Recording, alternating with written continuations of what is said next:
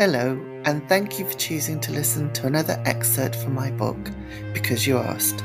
Tonight, I'll be reading a passage from the tale A Beacon for the Damned, a haunting Gothic ghost story, rich with mystery and an atmosphere that lingers long after the final page. Picture the scene.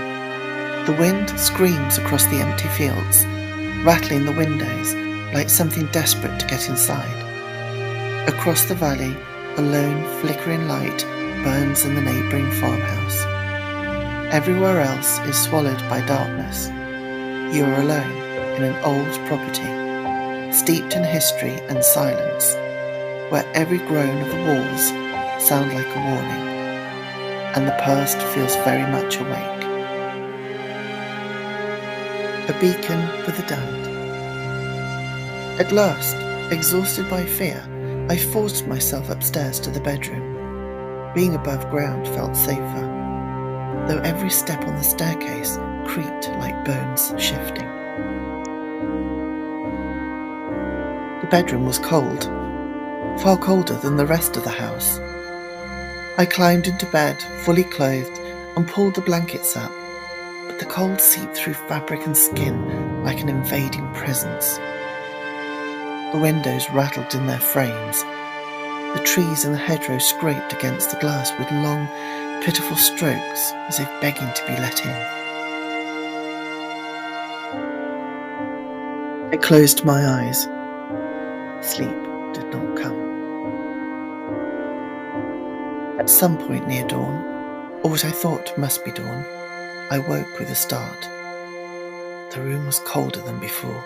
I could see my breath hanging pale in the air, and beneath the wind, I heard it. Footsteps, slow, heavy, dragging something across the gravel outside the house.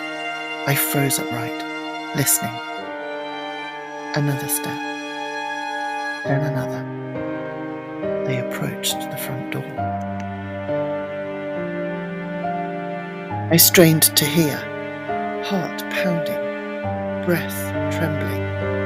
A creak from the floorboards inside the hall. I stared at the bedroom door. The handle quivered slightly as the wind pressed against the house. Something whispered through the gap beneath the door. Words I could almost hear, almost understand. A low murmur, broken by the howling wind.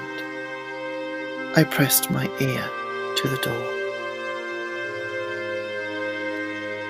Thank you so much for joining me this evening. I hope you enjoyed the passage from my book. If you'd like to read the full story, you can find it on Amazon Kindle. It's the perfect Christmas gift for lovers of ghost stories.